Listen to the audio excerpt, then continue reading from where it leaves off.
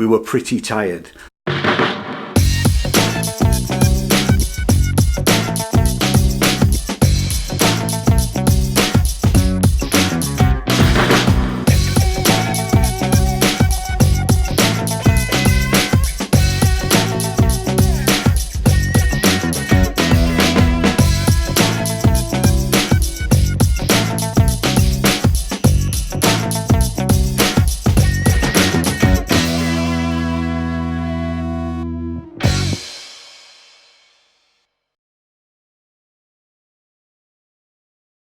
Hello, my name's Ian J. Cole. Welcome to my YouTube channel, and this is Jane. Hi.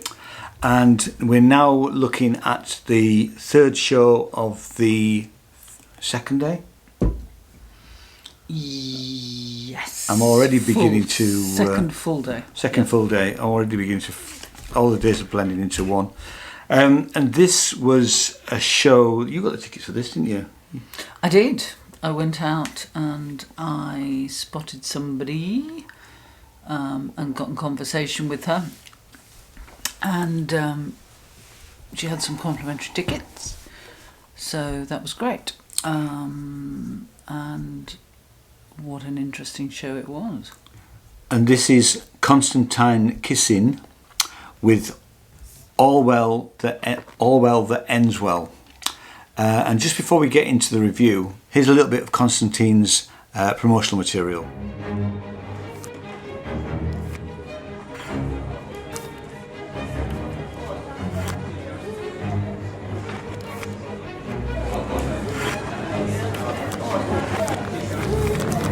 Now here's the form that you were asked to. It said, by signing this contract, this is the UNICEF on campus at SOAS, right? He was asked to sign an agreement that his routine would not contain racism, sexism, classism, ageism, ableism, homophobia, biphobia, transphobia, xenophobia, Islamophobia, anti-religion, anti-atheism. I think you're doing some quite complicated mental arithmetic to offset the fact that people didn't think you were funny. I think the reality is... These students saw me performing a top-secret comedy club.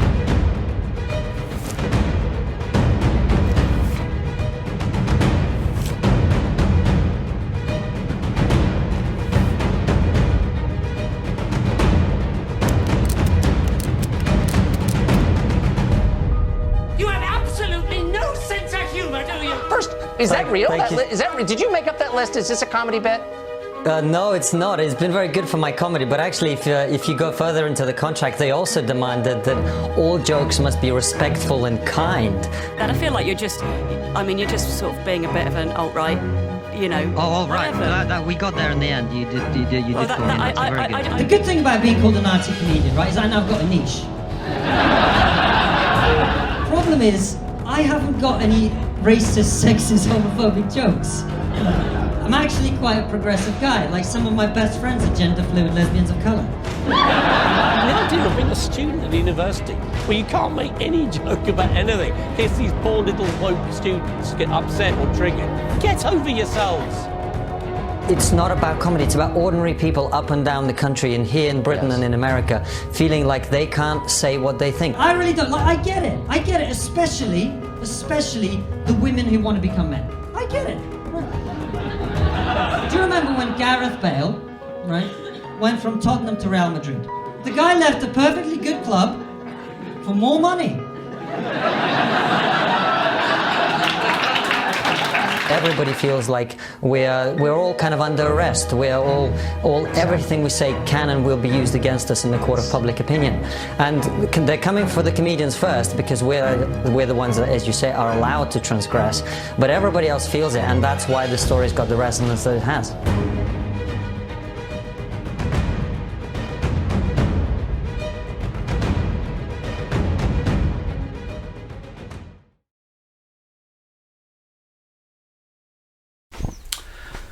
Just before we watch the review, that was recorded last night or early this morning at about 1:30 in the morning, and actually we were pretty tired. Apologies, Konstantin, because our energy levels were clearly quite low when we were doing it.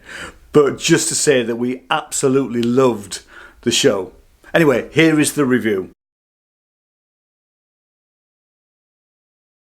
And as you can see from that, he's the guy that was involved in the media storm over him not agreeing to sign a safe space when he was booked to perform at a students' union.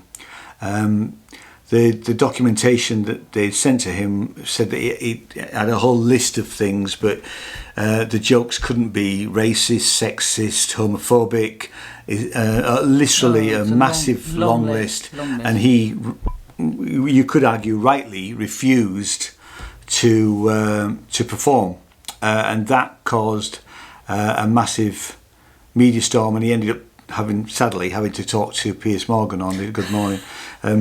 Won't go there. What do we think of it? Well, wow. It was a bit of a tour de force, I thought. I remember vaguely the notoriety. Yeah, so do I. That he gained, because you sort of remember something vaguely happening. But hearing him talk about it, he speaks incredibly well. And we have to say, sorry to interrupt you. Yeah. We have to say this wasn't like a lecture. No. This was, if you like, just really good quality stand-up. Yeah. The quality of the material was exceptional. Sorry, go on, Jen. Yeah, no. I just wanted to make. You can imagine how many topics, subjects, references, political, you name it. He touched upon it. He wasn't very complimentary about the Russians, and he is Russian. Yeah, there were lots of things, far too numerous to mention. But it was funny. It was very funny. Very funny. Yeah. And obviously, somebody who doesn't maybe have some of his political views or his outlook on life, whatever you want to call it, probably wouldn't have gone to the show anyway. So you could say that, he was preaching to the converted, if that's not too much of a cliche to say. But gosh, it was funny. It was very, very funny. He was very sharp. And he had a pop at an awful, like a lot of comedians. Yeah. He had a pop at an awful lot of people. He had a pop at The Guardian. And so this is not left-wing comedy.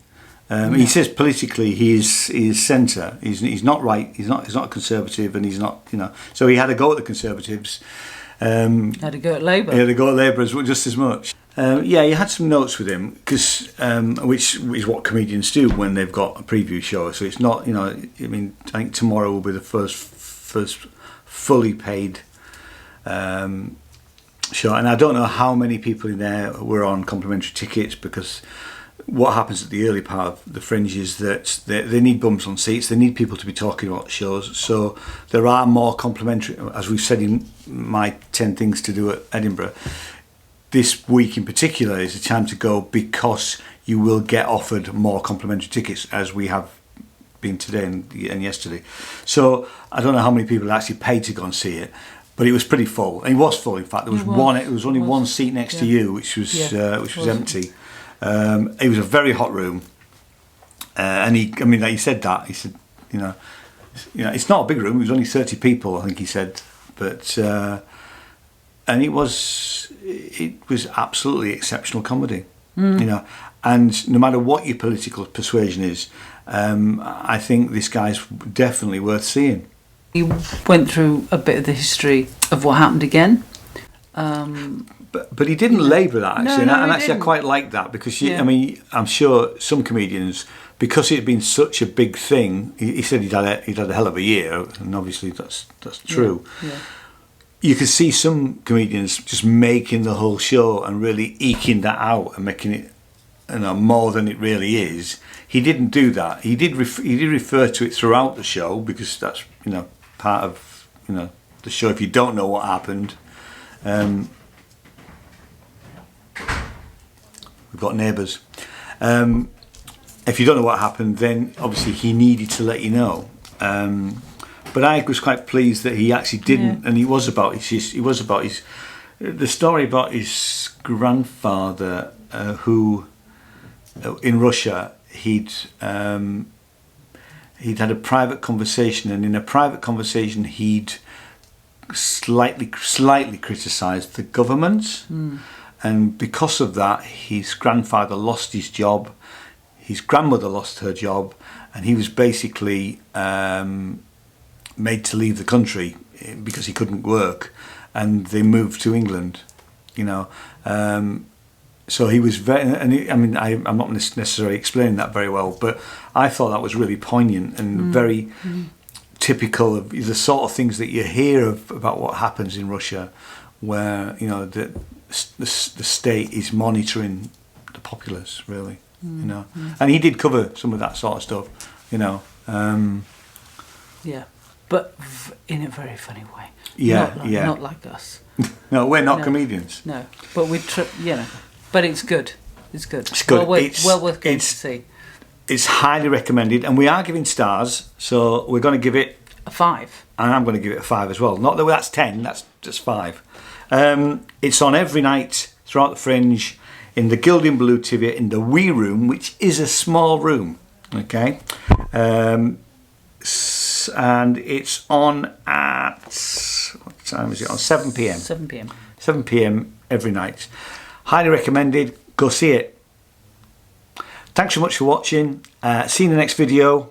If you like what I do, hit the subscribe button and ding that little bell and all the other stuff. Okay? Say goodbye, Jenny. Cheers, bye. See ya. Bye.